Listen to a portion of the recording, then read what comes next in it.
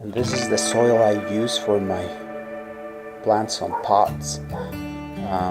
On the at the bottom of the pot, most of the pot is gonna be raised bed and potting mix. This is the one I use.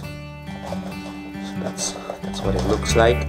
But I noticed that this one, the water evaporates pretty fast, and this one, the garden soil, all natural garden soil, it has a lot of wood chips, and that one retains more moisture. Let me show you what it looks like. This one retains more moisture, so I always on winter time I put like 2 to 3 inches of this one, and on summertime 3 to 5 inches on top.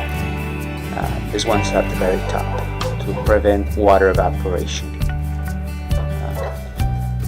And those are the soils I use. Sometimes I also add compost, but I don't have compost right now. And these are the ones I'm gonna use for planting garlic. Thank you for watching.